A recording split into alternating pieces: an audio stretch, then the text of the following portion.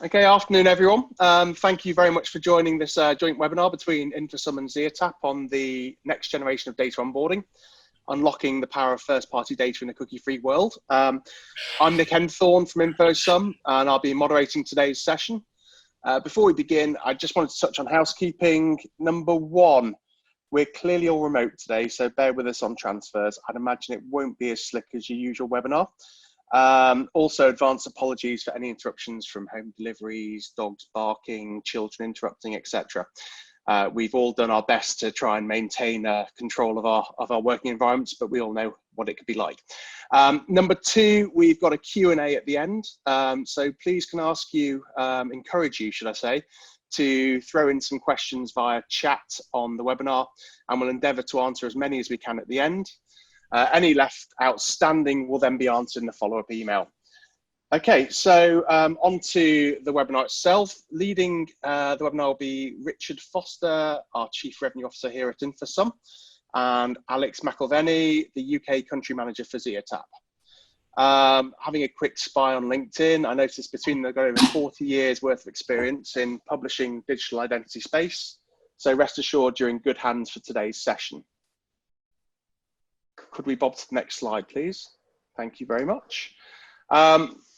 So in terms of agenda, the guys are going to start off with a bit of background on respective businesses, just to get everyone up to speed with what we both do. We're then going to jump into the importance of data onboarding, specifically why it's so relevant to brands in today's marketplace. We'll then move on to the challenges that marketers can face with onboarding, and how the combined forces of Infosome and zeotap can help organisations overcome these challenges. We'll include some examples at this stage too. And as mentioned before, we'll wrap up with a Q&A at the end of the session. So over to you, Richard, to set the scene. Thanks, Nick, and good afternoon, everybody. I want to thank Nick in advance for highlighting the extreme age that both Alex and I have. Let's move on swiftly past that and kick off with a bit of background into both who Infosome and zeotap are. So Infosum, we're a UK software business. We provide identity infrastructure that enables our clients, companies, to collaborate more fully and more seamlessly on their first-party data assets. We're a 5-year-old business and obviously have a fairly strong focus on engineering, which is as you'd expect from an infrastructure business. The key element to how Infosum supports our clients in working together on their first-party data lies in our federated architectural approach. What this means basically is that companies' data remains decentralized, it's not mingled, it's not merged, it's kept entirely separate. And we'll dive into a bit more detail on the next slide. So you'll see from our mission statements there on the left that a decentralized approach means that there is no Infosum identity graph. There is no Infosum third-party ID. Clients always retain total control over their data. We never get access to it. The client's data remains under your control at all times and is never sent to or shared with another company. Working this way opens up first-party data collaboration opportunity for our clients because it means they don't have to be concerned about loss of control of their data. So that's Infosum. I'll now hand over to Alex, who will introduce zeotap. Thanks, Richard. Just to echo that as well, obviously recently we've partnered with Infosome to offer a complete end-to-end solution to the market, particularly when it comes for onboarding and activation, but doing it in a privacy compliant manner. zeotap is now one of the world's largest customer intelligence businesses. Our ethos is to help brands understand more about their customers, predict their behavior, and arguably then understand which are the most relevant to invest in and develop products in and around that as well. We're a global platform across 16 different markets globally with a key emphasis on everything around data quality, running a unified asset, and being as quick as possible to make everything connect to the way in which the internet should be allowing people to do. And we're super excited to be able to do that with Infosome to make it even easier for more brands to enjoy the benefits of data onboarding. Cool. So we thought we should start with a quick recap on what data onboarding actually is and why it's an important marketing tool. So if you go to the next slide, the base concept of onboarding is the ability to bring together disparate data sets. Typically, these are offline data sets such as a CRM, and aligns it alongside digital data such as context and behavior. Using this kind of combined audience to achieve a more holistic view of your customers all of those audiences. We've outlined some of the benefits of data onboarding on the right-hand side, but just to call a few out, one of the benefits of onboarding being the ability to use your marketing more effectively. A good example would be don't target your existing customers with a prospect campaign. So classic ad suppression, or the ability to gain additional insights into your audience by understanding their full 360 patterns of behavior. So data onboarding generally a good thing. Move on to the next slide. And we'll talk about why first-party onboarding and why companies are looking to move to using their first-party data asset. We're seeing the focus of the industry moving rapidly to looking at first-party data onboarding, and particularly not being so heavily reliant on third-party IDs or cookies when bringing data sets together. There's some fairly well-documented existential challenges currently facing the digital advertising industry. We've highlighted 3 of them there. The one that I would single out is we have almost total ID capacity already in some of the big browser companies. And in fact, I'm sure you've all seen the announcement today. Safari has confirmed even further restrictions on the use of third-party cookies in its browser. Google has also set doomsday clock ticking for third-party IDs in the Chrome browser, and given all its businesses a 2-year window to find alternative, more privacy-friendly ways of working together. So the shift to first-party data is happening. If we go to the next slide. There are some challenges that businesses are seeing as they start to look and to explore how to use first-party data. At InfoSum, we see interest from a lot of companies keen to future-proof their businesses, move away from third-party IDs and offset some of that opacity in the browsers that businesses are seeing, and switch to using first-party IDs. But there are sometimes kind of some fundamental challenges in doing so. The first bucket there, data may often be restricted in some way. Most typically that means it's siloed in a platform which has an interoperable ID. So typically that's a third-party ID. There may be a lack of scale of first-party audience. Or you may find that your CRM data lacks some fidelity. So maybe has some incomplete data fields or has some records that are aging or getting out of date. So what can be done to address these challenges? Partnerships. A lot of the businesses we're engaged with are looking at working with their clients, their valued partners, to collaborate. Now that means sharing first-party data sets, but there can be some challenges here as well. A lot of the businesses require data to be centralized or to be merged when collaborating. And that might not work for you because you can't or won't trust them with your data. The lack of commercial trust we see as a big barrier to historic ways of companies working together on collaboration. Certain industries such as financial services or telecoms face additional regulatory challenges when it comes to data partnership. You may want to partner, you may have a trusted client or partner you want to partner with, you're happy to look at that, but find yourself then enmeshed in privacy, legal, security audits, which restrict how nimbly and flexibly you can work. Or you may find yourself working with vendor partner platforms that are still heavily reliant on third-party IDs. And so you're actually looking at how you move away from that type of service to future-proof your business. So you have a kind of a perfect storm for a lot of companies. They're looking to move away from third-party IDs, third-party data, to a first-party way of working. They're running into some challenges in terms of how nimbly and flexibly they can work, because they run into that barrier of lack of commercial trust, the risk of losing control of data, or they're running into interminable data privacy, security, and legal reviews. So at a time when they need to be moving nimbly and flexibly to a first-party data way of working, they face some headwinds. And I'll now hand back to Alex, who'll walk you through each of those challenges in a bit more detail. Thanks, Richard. I think the first thing that definitely is the hardest thing many businesses are having to overcome is to actually understanding what mechanisms of consent they've got.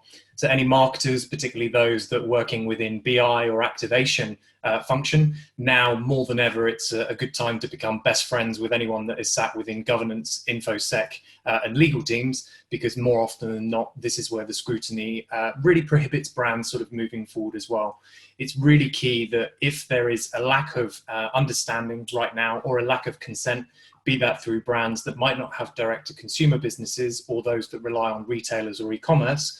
If there's not a strategy in place to really understand what consent there is, it's a really good opportunity to really act now to make sure that the levels of consent you've got, certainly from a first party perspective, allow you to understand more from their customers, so that moving forward you can action that data and make your customers' lives easier to be able to communicate to them with products, services, content that's going to appeal to them and appeal to their interests moving forward. So getting consent right now, if you don't, understanding how you can via your legal, InfoSec and governance teams should be an absolute priority for marketers and business intelligence teams alike. Next slide, please. We're in a world now where consumers, particularly post-GDPR, where devices are getting smarter and faster, consumers are really au fait with exactly what rights they have, what their data footprint enables brands to do or not to do. So we're seeing more and more complaints, we're seeing more and more fines, and this is really giving brands, I guess, a real kind of nervousness around utilizing any data.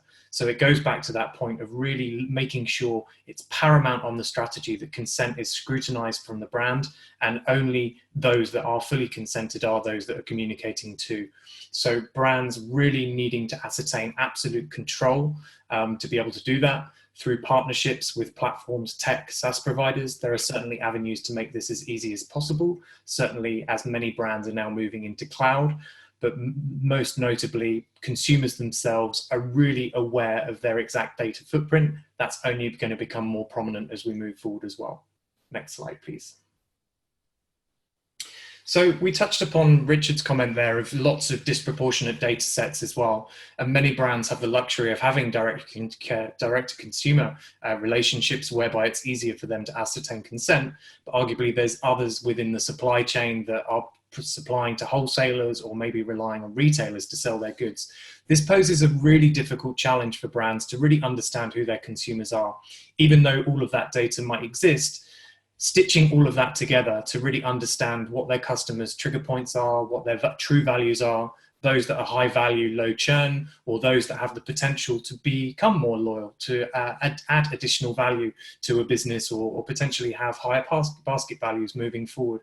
All of these different silos of data, be that come from transaction merchants, be that from website visits, payment platforms, apps that you might be running, maybe even from the campaigns that you're running with your agencies.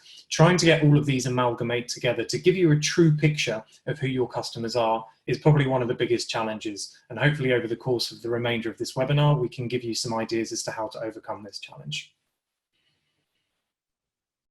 Thank you, Alex. So we've outlined that the market is moving towards working off first-party IDs. And Alex has highlighted some of the challenges that can then occur.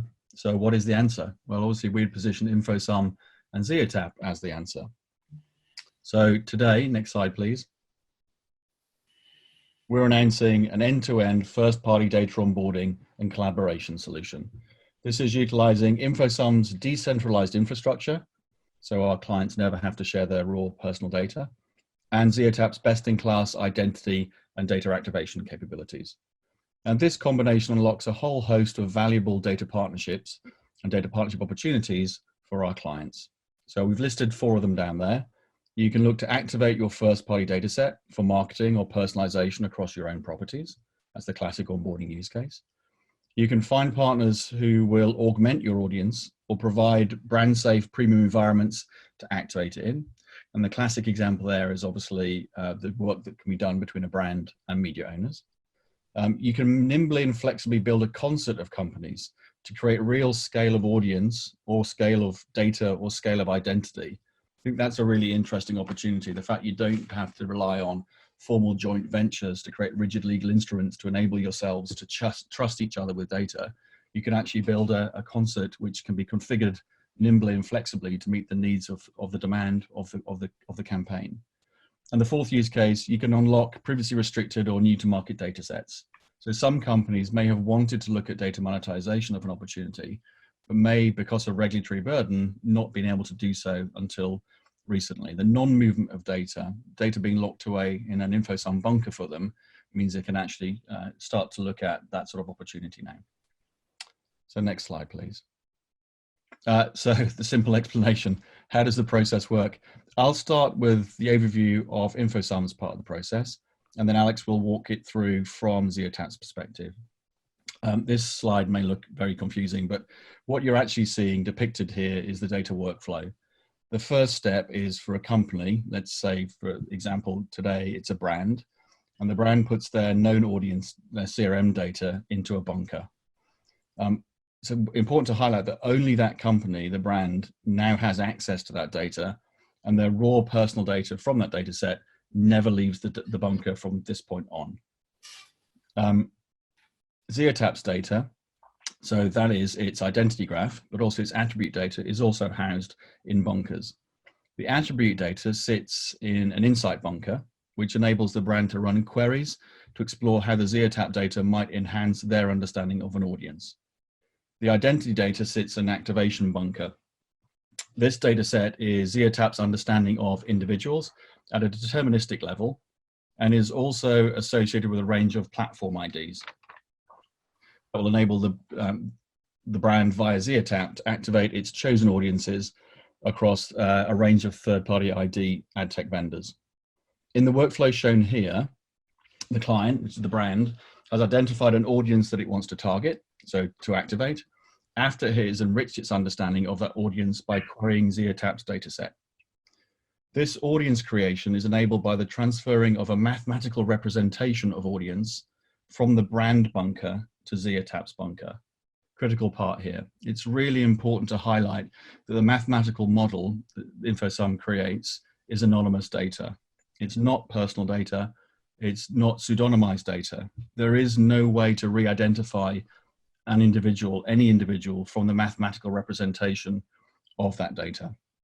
And because the model is therefore anonymous, it can be transferred between bunkers. So in this example, between the brand bunker and the zeotap bunker at an insights level, and queries run to look at things like the intersection of audience across both. The final stage, activation, a similar process is occurring. The mathematical representation, that anonymous representation of audience, is transferred to the zeotap activation bunker, and zeotap runs a query that confirms how many of the audience in that mathematical representation are already known to it. This known audience can then be activated by zeotap using its ZUID, which is synced with a variety of third-party platform IDs. So I hope all that made sense. There is actually a video explaining the process in a bit more detail on the InfoSum website, infosum.com. It's on the data onboarding page if you want to have a look at that later. Just to recap, it's really important to underline here that at no stage has the brand's data, so its customers' personal data from its CRM, for example, ever been sent to zeotap, and no zeotap identity graph data has ever been shared with the brand. Now, I've talked a lot about this concept of bunkers today in our federated architecture, which enables data to remain decentralized. If I talk a little bit through this, a bunker is a dedicated hardware instance. So I think we should be on the next slide, actually. Breaking it down a bit, a bunker is a dedicated hardware instance sitting in the cloud in which our federated systems reside. It's extremely secure, and we've built in privacy controls that ensure the data transfer process between bunkers remains anonymous at all times. You can see some of the techniques we use to ensure anonymity of data on our next slide. And the key item to take away from this slide is that the differential privacy techniques used by InfoSum means that no individual can ever be identified or re-identified when clients are looking at data collaboration or partnership opportunities. So I hope that all made sense. I'm aware I went through quite a lot of it quite rapidly. Like I said, there is a video on the InfoSum website which explains the process in more detail. And I'll now hand back across to Alex, who will walk through the zeotap part of the process. Thanks, Richard. Just to walk through on the, I guess, the right-hand side of the architecture system on this as well. From a first-party data asset perspective, from brands, agencies that might want to work with us, we're very fortunate to be able to utilize any offline records that happen to come from CRM. Typically, the reference from this would be emails, phone numbers that would be hashed in various different iterations and encrypted. It could be web analytics or app usage that would come from device IDs. This can also be any of your CDP or DNP IDs. This would then be shared to an InfoSum bunker and then put into the zeotap architecture on the left-hand side of what has just been shared, whereby the flow of information is then able to be commenced. This is pretty much instantaneous in terms of the identity resolution piece. Any of the CRM, web, or app identifiers that are shared into the bunker will either immediately or not match to a ZID. We will then able, from the second part of our graph, able to enrich that data as well. Once a ZUID has been able to be matched, I will go into a bit more detail on what this is, but in short, effectively socio-demographic, weblog information, interest, app usage, and purchase intent can append to those individual records. This can be used for creating better audience segments, thinking along the lines of retention, audience segmentation around suppression for your high value, low churn customers, extending that data to find others that are aligned to your most valuable customers to make it more efficient to target those most aligned, to bring better on-target reach and lower acquisition purposes, or to be able to look at this to create an overlap with any of the other audiences that might exist or data sets within your DMP. So activation to market being the first iteration of an output metric here. The other element being business intelligence. If you're working with greenfield sites, if you're working with propensity models, if you're feeding information into any algorithms, all of this data to give you a broader 360-degree view can be able to feed into those algorithms and arguably put through data clean rooms that then at latter stages can also be activated to market through all of the core DSP and social channels. And I'll go into a little bit more detail as to how that data is collected and how the identity spine works. Next slide, please. In terms of the way a ZID is broken down, it has two types of data. One is the identity. That is typically an email address or a phone number that is linked to an online identifier. From a zeotap perspective, as a mobile first business and being German, we're extremely compliant in terms of the way in which data privacy is held. Everything we do is privacy by design. The mobile ID and the email is very much the core of our data spine to ensure that we are defensible in a post-cookie world, but also allows users to have a much easier way to control their full opt-ins and opt-outs within our ecosystem as well.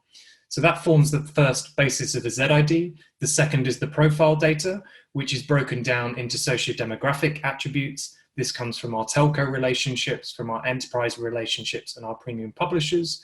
We have broader app usage that comes from our SDK, utility and cybersecurity partners, and then purchase data, which comes from various different merchants, e-com, affiliates, to be able to give us a broader picture of exactly what the people are doing, how they're navigating online, and what products are going to be most interesting for them as well. Now, to be super clear on the data that we collect, we don't store any PII at all. We pseudonymize, we segment and link to a ZID only to make sure that there isn't any link back to any individual through the ecosystem, be it on our side or any third-party side as well. And we run match tables that update daily to ensure that we constantly have the most up-to-date sync with all the core channels that you would likely to be activating or running analytics through as well. Next slide, please. From the data that we capture, it's super important for us that it is absolutely consented and not aligned to any legitimate interest as well. I touched upon an earlier slide where obviously having consent is key from a brand's perspective. It's even more key from a third-party perspective, particularly with the death of the cookie coming, particularly with the ICO being more, I guess, selective in terms of the layers of compliance that brands are able to share their data as well. And this is why at zeotap, we only actually ingest around about 10% of the data that is given to us. And it has to be three key things. It has to be of good quality, it has to be updated daily, and it has to be linked to something that's going to be relevant for a brand to have an output element to what they're able to use it to.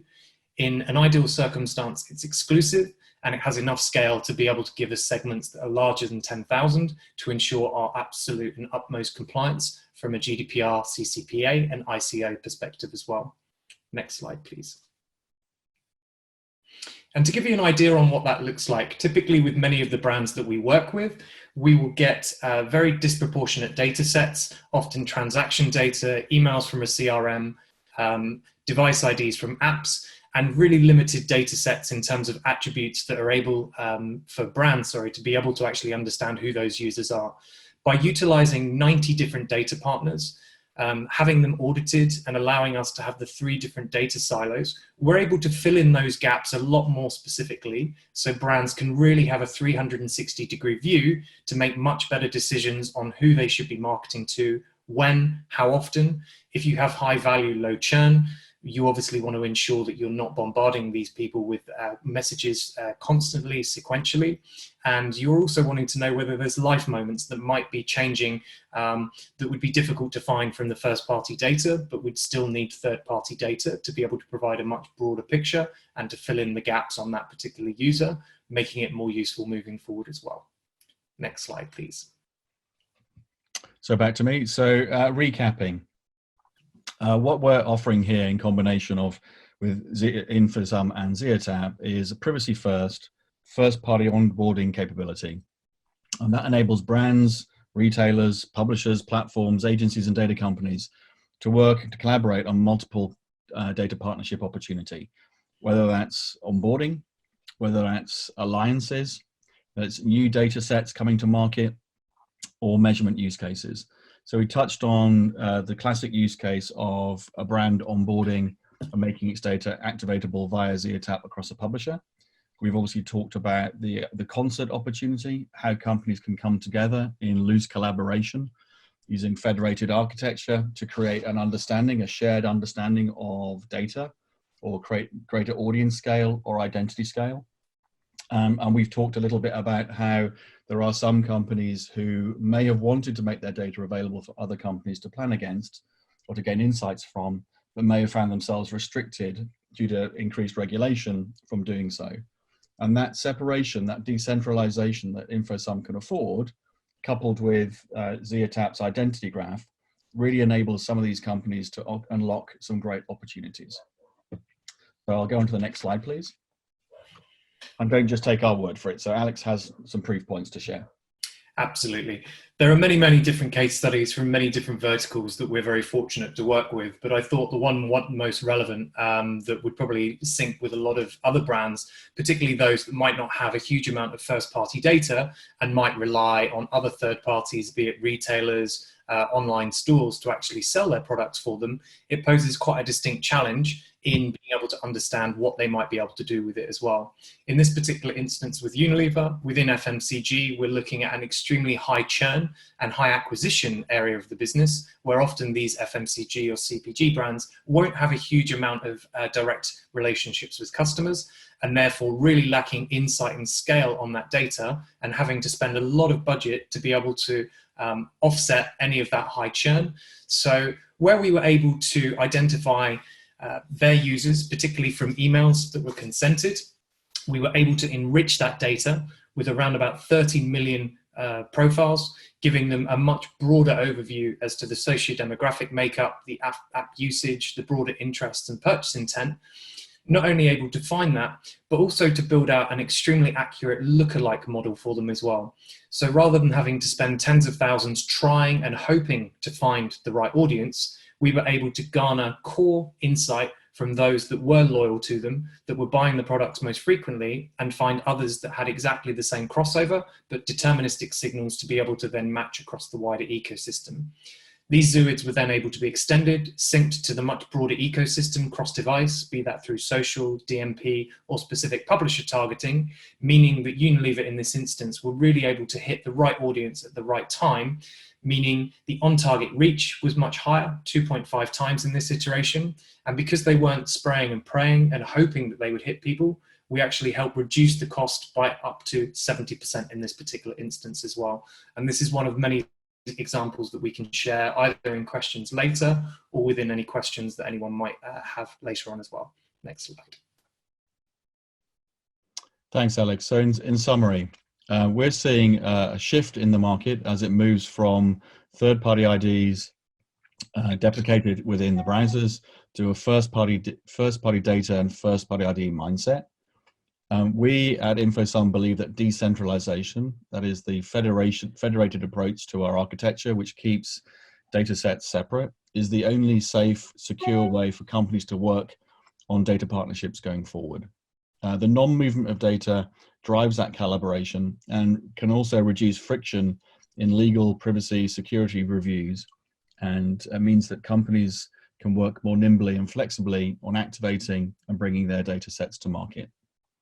The combination of InfoSum and zeotap can unlock rich business insights and seamless activation to the current third-party ID ecosystem, or natively across a company's own properties.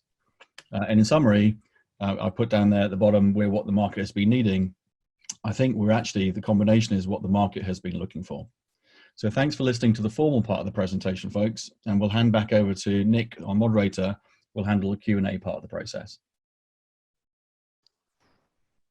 Thank you, Richard. Thank you, Alex. It looks like we've got a bit more time for questions than first thought, which is great. And we've also had quite a few questions come through.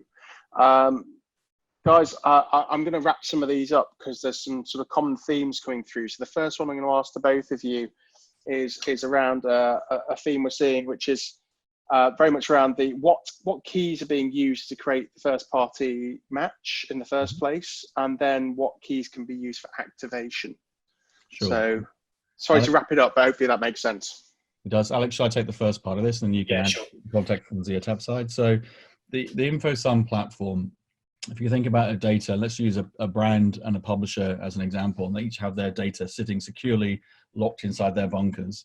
There may be numerous match keys which InfoSum can use to create a sense of shared understanding or insight across both data sets. So most commonly those are deterministic match keys. So things like email address, a hash version of that, mobile ID, mobile phone number, postal address, whatever is commonly unique to both data sets. That's the key thing here. I mentioned before that there is no InfoSum identity graph, nor InfoSum ID. So if there is no common user across both data sets, we're not going to be able to support natively that match. But we also have the capability within the service to create combination match keys. So the example I tend to overuse, and I'll use it again today, is if you take my name, Richard Foster, much as I'd like to think of myself as a totally unique individual, there are probably thousands of Richard Fosters at large in the world. And if you take my postcode, BA1, there are probably upwards of 50,000 people who live in that postcode. But if you put the two in combination together, and then maybe also added in some additional data which you may have in your data set, such as age and gender, you could quite quickly build a combination key whose sense of precision is pretty high. And if that again exists across both data sets, you can achieve that match natively. So that's how InfoSum does it. We need those common unique keys to exist across data sets. And I'll pass across to Alex, who can answer his part of the question. Yeah, absolutely. Not too dissimilar, to be honest. We tend to see, particularly from retail, FMCG, finance, brands typically with a direct-to-consumer relationship, we would normally have email as the most consistent key, purely because very rarely do people change that now. It will be used for multiple logins across multiple devices, so is normally the most accurate measure for us to be able to match against. We're seeing more and more brands that are launching apps that device IDs, particularly those opted in with attributes against that, are a really good opportunity to increase match rates as well, particularly with zeotap being a mobile-first business. But we're also seeing more and more CDP and DMP IDs coming through as well, notably with the likes of Salesforce and Adobe being the dominant two that we see. A lot of data that people are using from CRMs or from websites will sync directly to their DMP. And arguably these can be match keys as well to be able to ascertain link through either InfoSum or directly through to zeotap to be able to identify those users and enrich that data and then sync back to those particular channels, notably the DMPs in that instance. So just building on what Alex has just said, obviously zeotap can natively support the mapping of things like CDP IDs and DMP IDs. It's not something which will be native to InfoSum, but because we've also got the zeotap graph sitting in our bunker, we can also provide that bridging use case. So if a company is unwilling or reluctant to share its DMP ID or CDP ID with another business, because after all it is still treated as personal data, that data can reside in its bunker, we can obviously run that mathematical sketch process that I described to identify the commonality between the zeotap mapping file associated with that DMP ID and the brand's or the client's DMP ID, and affect a match then out via zeotap to the ecosystem. So I think we can flexibly configure, but certainly the combination of InfoSum and zeotap there unlocks the ability for us to match on other keys other than the kind of truly deterministic ones that I think most people are familiar with. Thank you very much, guys. Okay, I'm going to take another group of questions that are coming through as a theme, which is very much around the international scope of the platform.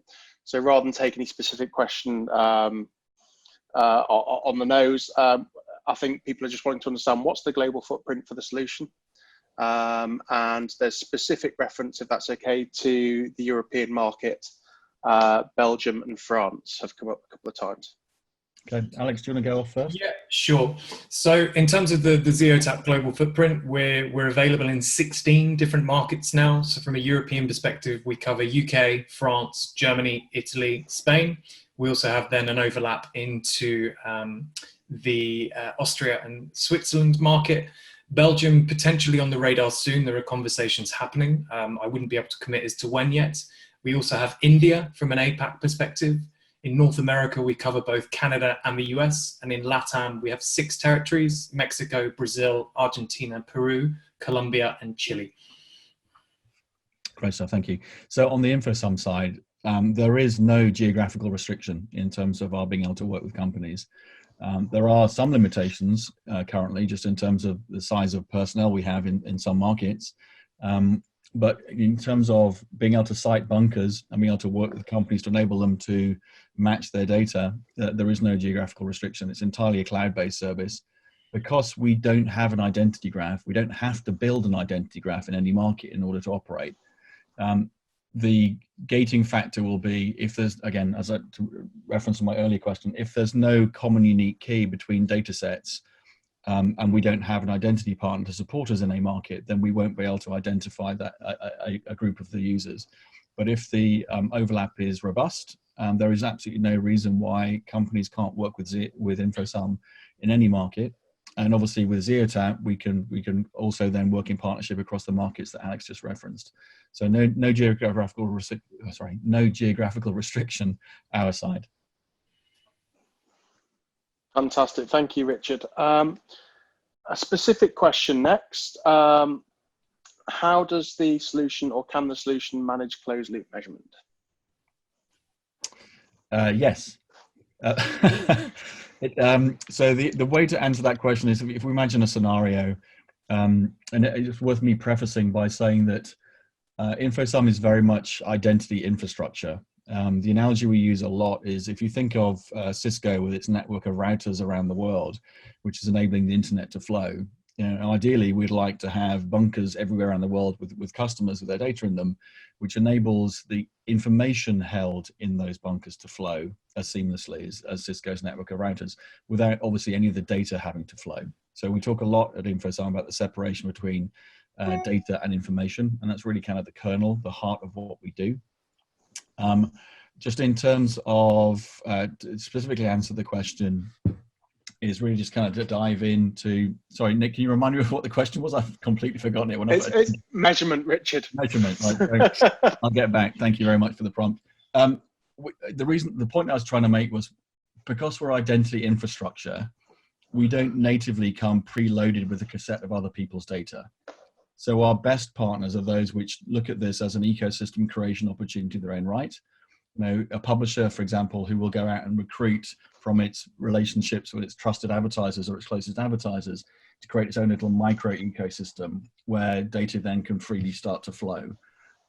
With measurement use cases, if we had partners in there which had transaction data, and we do, then we can start to use those in the same way that I described the relationship between a brand and a publisher. You know, the example we use all the time is a CPG company which doesn't have direct to consumer engagement can look to use the retail transaction partner to do closed loop measurement, sales uplift, that sort of thing.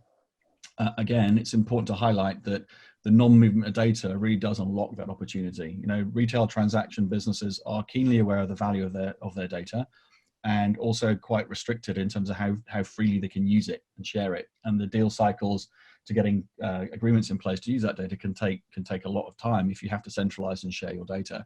The non-movement of data enables us to cut through a lot of that legal compliance process pretty quickly, and therefore enable the retailer to feel confident in being able to offer its transactional data for measurement capability to brands in a more flexible manner. And I think just to add to that from a zeotap perspective, if there are opportunities, obviously, where we've onboarded any first-party data via Infosum, we can actually tag up campaigns creative to be able to track those users through the journey that they might happen to be had. If it's obviously then in-store purchase, we can then link that back to any first-party data that is captured through transaction. If that's an input metric linked to an email, to a device ID or a cookie, for example, we can then re-identify those people back through the system linked to a ZUID to be able to look at the attribution loop on that as well. Fantastic, thank you. Thank you, Alex. I'm going to ask a slightly more challenging one to you both now, if that's okay. How is consent from the user managed, and does it comply with GDPR legitimate interest? Good questions. I suspect we'll dive in a lot more to questions on the same topic. So from Infosum's perspective, you know, we would work with a company which has the right to use its data. That company's data sits in its bunker, and that data doesn't leave that bunker. The same will be true of any company that it then wanted to share information with. That company would be expected to have the rights to use its customers' data, and those customers' data information would never then leave that company's bunker.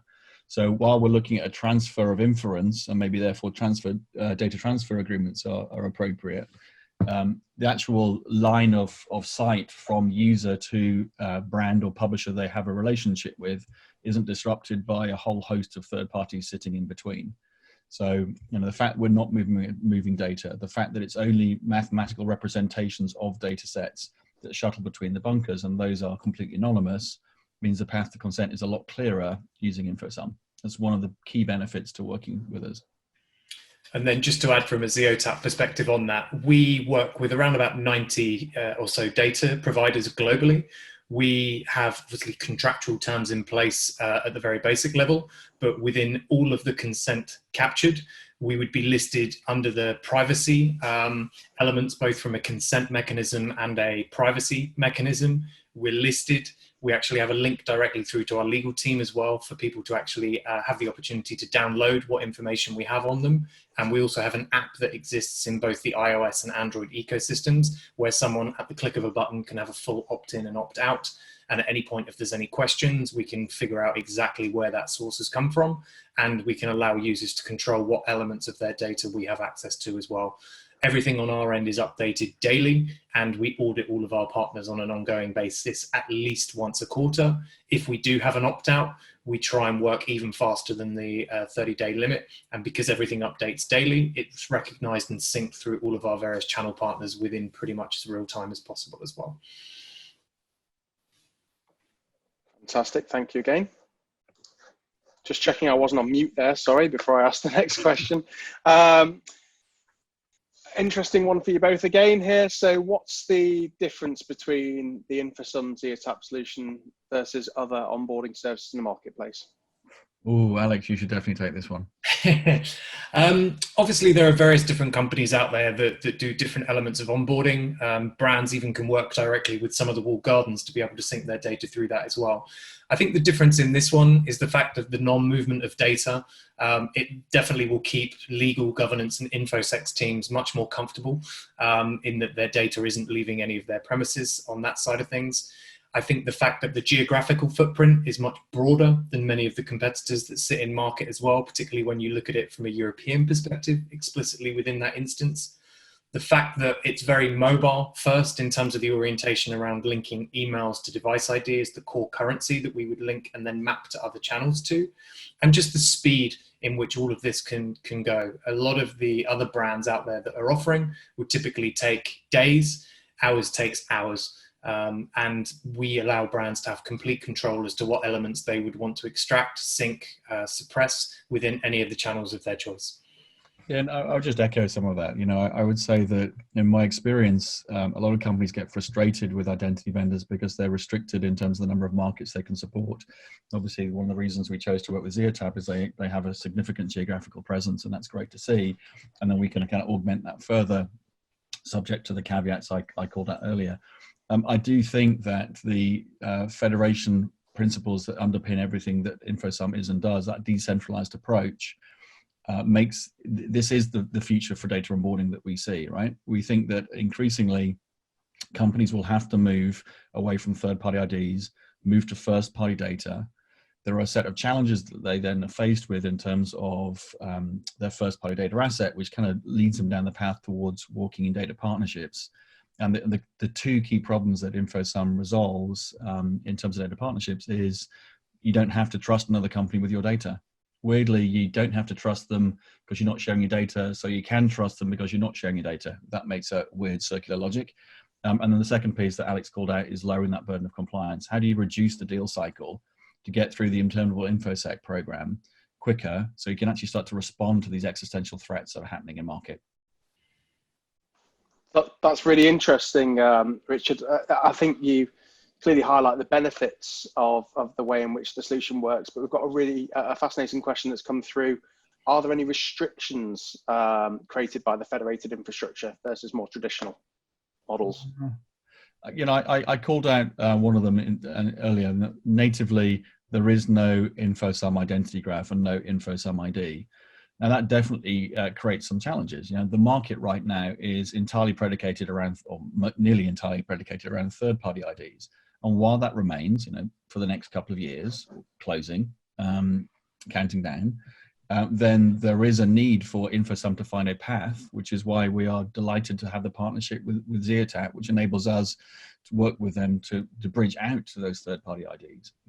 Going forward, if you fast forward for 2 years, every company that we sit in front of, whether they're a brand or a retailer, a publisher, data provider, agency business, even platforms, everyone's on that journey from unknown to known. So, if you're on that journey from unknown to known, building your known, directly addressable, declared audience, then you're moving to a first-party way of working. Now, it's necessary to augment that right now using the third-party ID ecosystem, and that's one of the restrictions, I would say. The other one I would call out is liquidity. Let's address it directly. InfoSum is an infrastructure play. I said before, we don't come preloaded with a set of other companies' data sets. We have partners who have access to some great data, and Alex has done a great job today at representing the scale and the richness of zeotap's data set, but we're not coming with other companies' data for you to tap into directly. What we are seeing is some really far-sighted clients building their own ecosystems. I mentioned before the publisher that's actively working to recruit its biggest brand advertisers to work in partnership with it to target those brands' audiences across their own inventory, sort of like a Facebook custom audiences for that particular publisher, and that's working really well. What's interesting is quite a lot of the brands they're working with are also engaged now with our other publisher clients, and those publishers also have their own unique audience relationships with advertisers. So you're starting to see from beginning with a set of micro ecosystems, a more scaled macro ecosystem is starting to emerge. And that's ultimately where we think we'll go. In the UK initially, in the North American market where we are as well, we'll start to see those macro ecosystem plays evolving, but it is driven very much by our clients. Very clear, and thank you for that. I've got another one for you, I'm afraid, Richard. GDPR, do you consider yourself a data controller or processor? We're not a data controller. We are a data processor at the point in which a client is placing their data in its bunker. And when they've then gone through the normalization process to map it to our data dictionary, which sits in that bunker, the raw personal data is then dumped. So at that point, we consider ourselves no longer even a data processor. Clearly, a lot of this is subjective to the view of the legal team of the client that we're working with.